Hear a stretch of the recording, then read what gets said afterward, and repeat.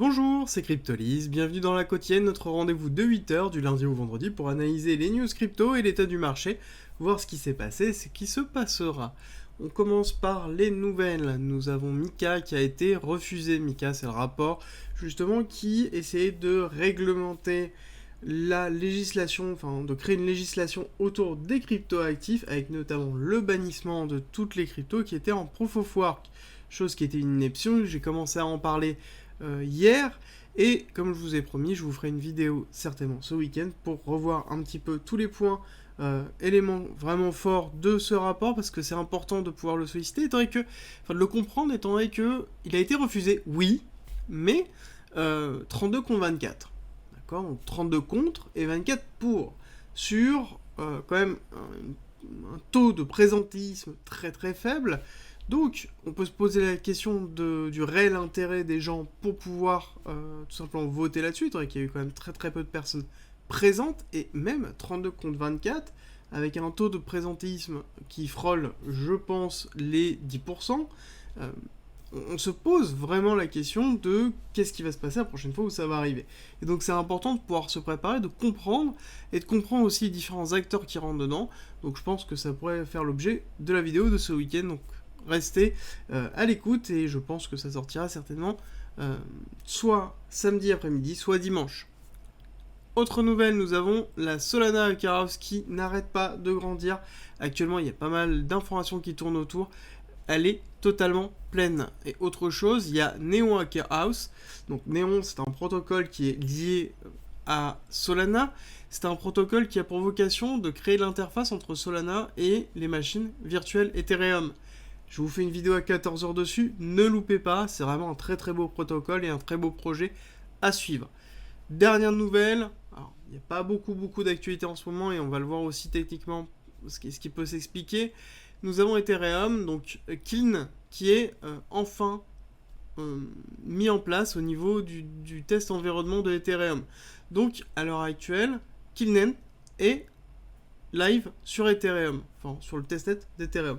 Donc ça veut dire qu'on se rapproche à grands pas de la fusion entre le Proof of Stake et le Proof of Work, et en l'occurrence, ils ont demandé la mise en place d'une série de tests par tous les nodes qui ont été effectués pour voir, et tous les développeurs, pour voir si tout se passe bien au niveau des applications qui sont sur le testnet, et si, en tout cas, les premiers retours que j'ai pu voir en suivant un petit peu, ça se passe très bien, et les gens sont plutôt pour le passage de, tout simplement, la fusion entre les deux.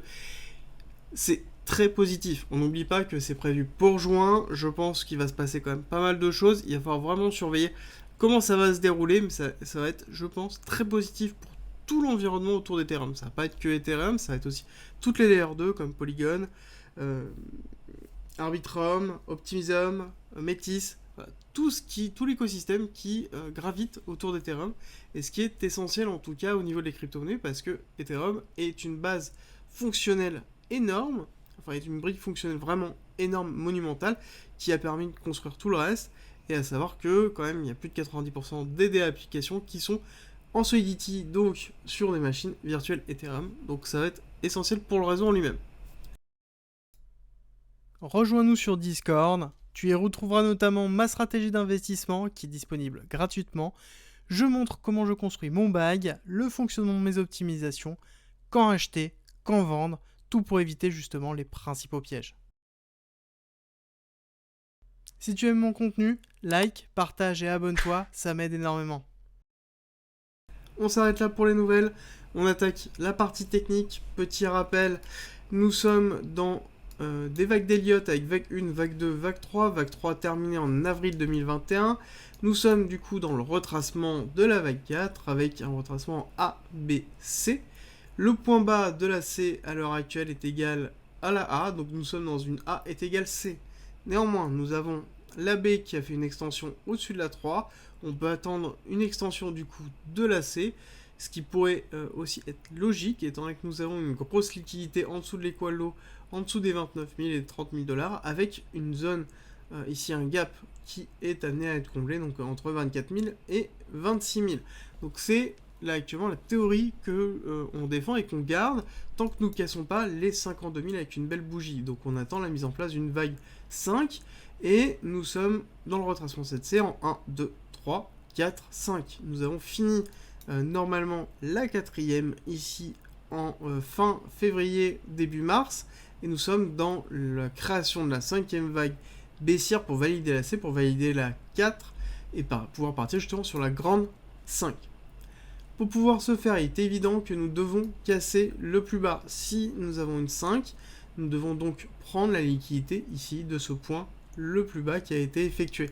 Donc nous avons aussi un schéma de Wyckoff qui se met en place, donc d'accumulation, avec ainsi un SC, un AR. Nous avons fait un premier test de ce niveau le plus bas, et ce que l'on attend, c'est à minima une prise de liquidité, donc descendre en dessous de cela, de ce lot-là, et descendre potentiellement une deuxième fois en dessous du lot qu'on aura créé pour pouvoir valider le STB, le Spring, et ensuite pouvoir avoir une schématique haussière qui se mise en place. Dans le grand schéma que l'on peut voir, nous avons aussi du Wyckoff avec un BC AR ST. Donc le ST a pris le BC, nous sommes donc dans une réaccumulation et nous avons un saut qui est en cours de construction, un saut qui dans une réaccumulation n'est pas obligé de prendre l'AR, donc c'est pour ça qu'on envisage tous les schémas. Je vous ai fait une vidéo samedi dernier, n'hésitez pas à la regarder, tout simplement parce que je vous ai présenté les différents schémas de Wyckoff et d'Elliott qui peuvent se passer avec les points de validation et d'invalidation, même si à l'heure actuelle, on reste toujours dans cette schématique, étant donné que nous avons cette impulsion baissière qui nous indique que pour un retracement, nous avons des objectifs qui se trouvent dans les 26 000, et ce qui est cohérent, en tout cas, sur l'ensemble des informations que nous avons à l'heure actuelle. Tant que nous avons pas de validation, nous restons dessus. Je me suis mis en weekly, tout simplement sur le contrat à terme, parce que c'est le plus simple pour pouvoir vous montrer ça, et c'est le plus lisible, en tout cas. Je vous parle depuis un certain temps que nous avons un marché qui, en l'occurrence, a des problèmes de liquidité. C'est-à-dire que depuis que nous avons entamé cette grosse baisse ici, notamment depuis que nous avons fait le SC qui se trouve là, on a vraiment des gros problèmes de liquidité. On va en parler un petit peu après tout à l'heure. Néanmoins, il y a autre chose que je voulais vous montrer. C'est que ici, nous avons donc la théorie qui existe depuis un certain temps, c'est que nous sommes dans un canal haussier très fort, qui justement potentiellement est en train de travailler la zone basse pour pouvoir remonter ensuite au canal haussier, faire les 75 000, redescendre, faire les 50 000 et ainsi de suite, continuer comme ça avec soit une cassure à la hausse, soit une cassure à la basse. Néanmoins, ça fait un certain temps qu'on le voit, j'en ai pas forcément parlé, c'est que nous avons ici, et ça se valide de plus en plus, un canal descendant au niveau du momentum, au niveau du RSI, et qui est même plus, qui est en fait un canal de compression qui est en train de se faire. Donc ça veut dire qu'on a une perte tout simplement de l'engouement, on a une divergence, une double divergence haussière et baissière qui est en train de se faire, ici et ici, étant donné qu'ici nous sommes en haussier, ici nous sommes en haussier, ici nous sommes en baissier, ici nous sommes en baissier, donc on a une double divergence qui est en train de se faire. Clairement, là, nous sommes dans un signe de compression fort et de zone d'incertitude. Je pense qu'on va continuer à travailler cette zone-là avec potentiellement un prochain haut qui va potentiellement taper ici ou un prochain bas qui tapera là. Néanmoins, ce qui est important de comprendre, c'est que quand nous sommes dans une zone de compression de cette façon-là, on voit des bougies qui se mettent en place. Des bougies de ce style ici qui sont totalement plates, voire celle-ci, ou voire celle-ci. On voit que nous avons quand même très peu de mouvements qui sont en train de se faire, et ça va être le principe de ce qu'on va voir un petit peu après. Juste avant, étant donné que j'aborde la notion du sentiment de marché, nous sommes toujours dans la FIR, quasiment dans l'extreme FIR, ce qui est normal étant donné que nous avons très peu de mouvements de base, donc on va avoir un FIR Grid Index qui va rester toujours très bas dans une période d'incertitude.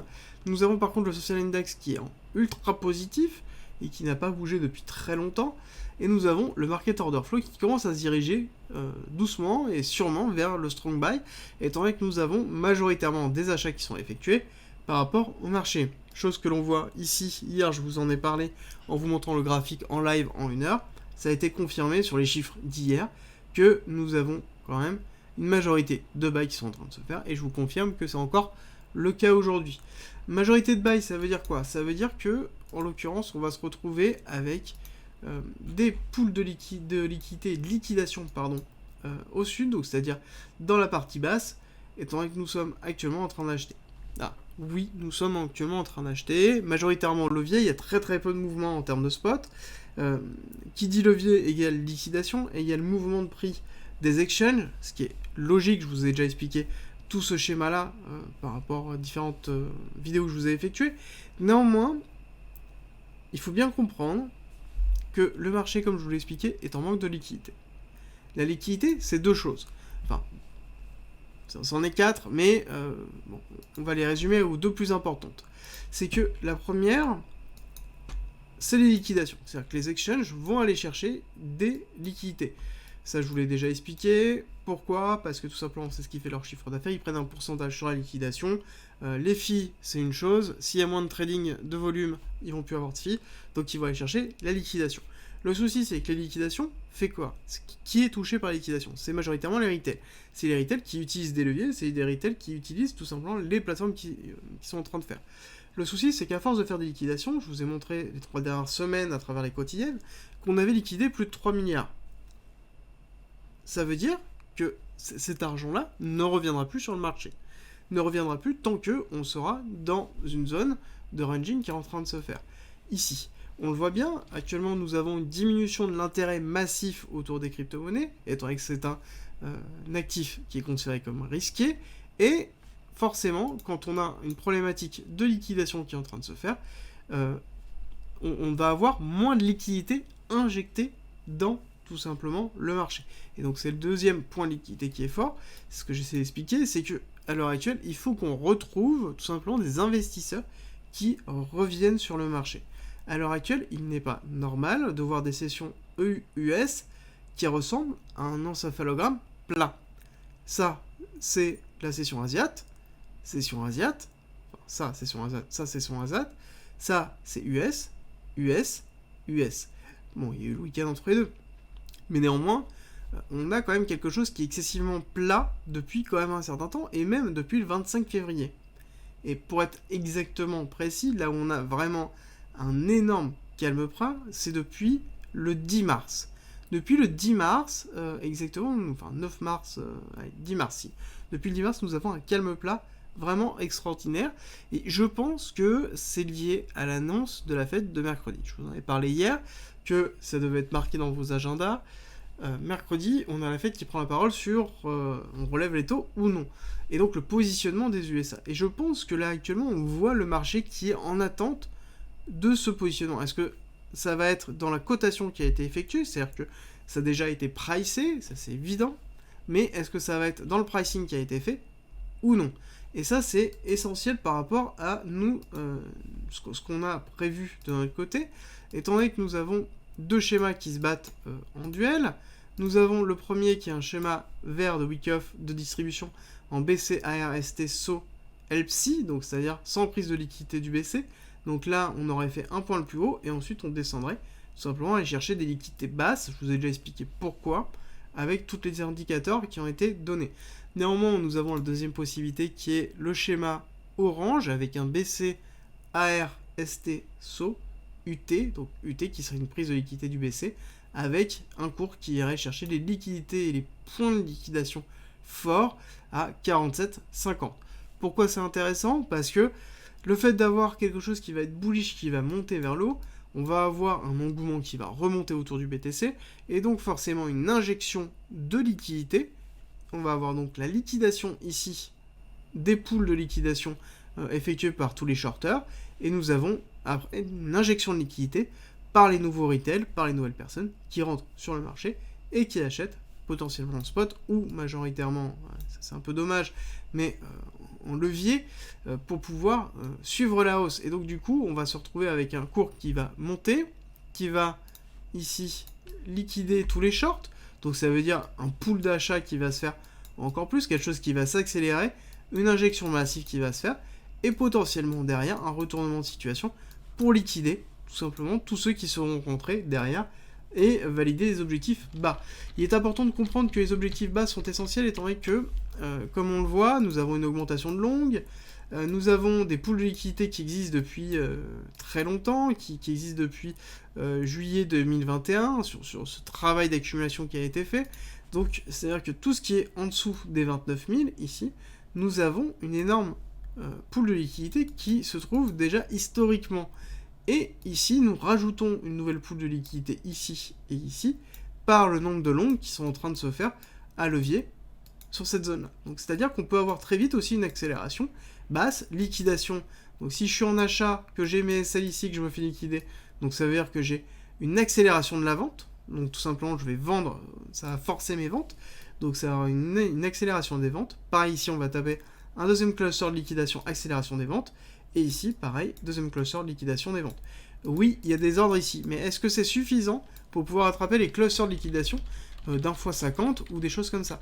C'est à déterminer, on ne le saura pas, mais en l'occurrence, on peut savoir qu'on peut avoir une accélération forte du cours, que ce soit à la hausse ou à la baisse, par rapport, en tout cas, aux différents clusters de liquidation qu'il pourrait avoir.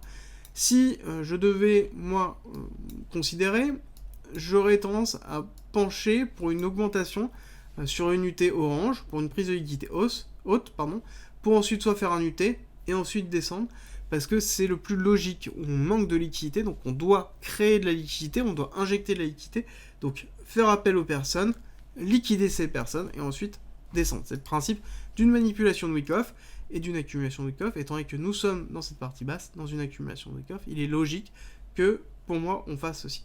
Néanmoins, tant qu'on ne casse pas cette zone ici, pour moi le schéma vert est celui qui est validé. Voilà, il n'y a pas d'invalidation. Donc on fait attention à travailler bien ces biais et surtout faites bien attention à ne pas jouer avec des leviers à l'heure actuelle. Sauf si vous êtes trader habituel et à ce moment-là, vous savez comment faire et vous ne faites pas de bêtises. Déjà, de base, vous gérez votre risque parfaitement. Néanmoins, je voulais rappeler quelque chose. Nous avons... Alors, hop, tac, on va remettre aussi ici en 1 heure. Qu'est-ce qui renforce cette notion d'incertitude? C'est que, regardez ce qui se passe ici. Là, donc, cette petite zone qui est en train de se faire en 1 heure. Donc, c'est du lower time frame, donc on fait attention à ce qui se passe. Mais ici, nous avons une première divergence qui se met en place. Ok. Et derrière, nous avons ici une seconde divergence qui se met en place avec... Alors, hop, elle est où? Ici et ici, nous avons cette première divergence qui se met là, qui n'a pas encore été validée, mais qui pourrait être validée si jamais nous descendons en fait en dessous avec un petit short qui va se faire, sans forcément casser. Donc on pourra avoir une double divergence qui peut se mettre en place, et cette double divergence, il faudra vraiment la surveiller si elle se met en place. Là pour l'instant, il y a juste la divergence baissière qui, en l'occurrence, est ici. Hop, qui est validé, mais on pourra avoir ici aussi encore un travail de compression qui va se faire. On voit que dès qu'il y a un mouvement, on a une perte de momentum monumentale. Donc il est possible que sur un mouvement sec fort, on puisse se retrouver sur ici une petite baisse et une baisse de momentum très forte. Et donc on aurait ici une double divergence. Alors cette fois-ci qui serait non pas de compression mais d'expansion. Et donc ça voudrait dire que potentiellement on pourrait avoir un éclatement du prix qui se fait. Là pour l'instant c'est uniquement de l'hypothèse, je le note juste parce qu'il faudra le garder tout simplement pour pouvoir le suivre au fur et à mesure. Deux autres informations que je voulais vous donner. La première c'est que on va regarder un peu au niveau des indices. Nous avons ici quand même une continuité de la baisse. Je vous avais indiqué qu'on allait continuer le retracement. On est en train de travailler ici la zone importante, un 382 de cette première montée. Les prochains objectifs se trouvent au niveau des 12 300 et des 12 100. Nous avons une prise de liquidité. Nous avons le 1 pour 1 par rapport à cette première impulsion baissière, cette première grande impulsion baissière, cette première petite impulsion baissière. Ici, nous avons le 3,618 qui se trouve là. Et donc, on va avoir, je pense, un travail de ces zones-là. Si on casse le 382, on va descendre, je pense, aller travailler le 0,5. Ensuite, le niveau vraiment important, ça va être ici, le 382. Pourquoi ? Parce que c'est déjà, on se rapproche de la zone des 10 000, donc niveau très important. On a le 382, le 618 qui se trouve à côté, et nous avons deux objectifs de la première baisse qui est le 4,618 et le 1,618. Donc là, on a quand même une zone d'appel fort au niveau du prix, et je pense que si on a une continuité de baisse, ça peut être un objectif. Si jamais on casse le 382 fortement et qu'on le valide, on va avoir une accélération du cours, peut-être un travail au niveau des 12 000, un retracement qui peut se faire, mais néanmoins je pense qu'on va continuer à avoir une accélération de la baisse. Une accélération de la baisse d'ailleurs qui va être assez forte, et donc qui pourrait entraîner aussi le BTC. Oui, mais il faut faire attention parce que je trouve qu'il y a quand même une corrélation qui est bien moindre en ce moment. Voilà, tout simplement, le BTC qui est accolé au Nasdaq, donc c'est pareil pour le SP500, mais on retrouve qu'on a une accélération de la baisse au niveau des indices, et là on a quand même moins de baisse qui s'effectue au niveau du BTC. Cette décorrélation, elle peut être due tout simplement à un travail des actifs financiers. Je vous avais toujours dit qu'il y avait un jumelage au niveau des actifs financiers, et ça peut être le cas ici qu'on ait une décorrélation des actifs. Par contre, ça sous-entendrait que à ce moment-là, les produits financiers sont en train de se décorréler, ils sont en train de se séparer pour se simplifier par rapport à tout ça. Donc ça va être vraiment à confirmer et à mettre en place. Merci d'être resté avec moi jusqu'au bout. Abonne-toi, partage si t'as aimé et rejoins-nous sur Discord. C'est avec plaisir qu'on t'accueillera. Et à très vite.